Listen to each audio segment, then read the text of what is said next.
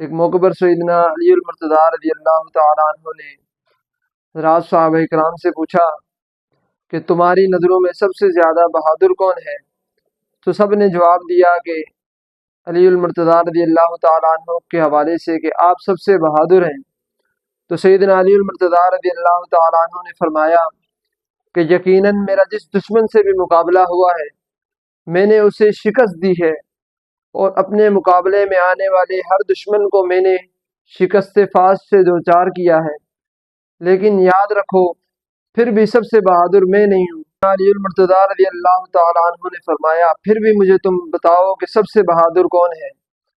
تو حضرات صحابہ کرام نے جواب دیا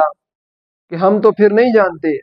تو سیدنا علی المرتضیٰ رضی اللہ تعالیٰ عنہ نے فرمایا کہ غزوہ بدر کا موقع تھا،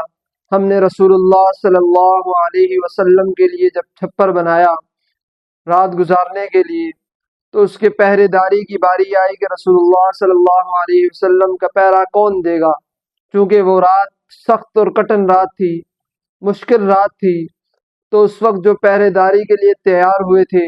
وہ سیدنا صدیق اکبر رضی اللہ تعالیٰ عنہ تھے کہ اس مشکل گھڑی میں اور اس خطرناک رات میں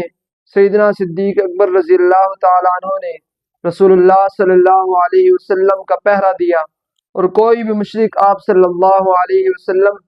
کی طرف بڑھتا تو سیدنا صدیق اکبر رضی اللہ تعالیٰ عنہ اس کے ارادے کو بانپ لیتے اور اسے رسول اللہ صلی اللہ علیہ وسلم تک نہیں پہنچنے دیتے تھے۔ یاد رکھو مسلمانوں میں سب سے زیادہ بہادر سیدنا صدیق اکبر رضی اللہ تعالیٰ عنہ ہیں۔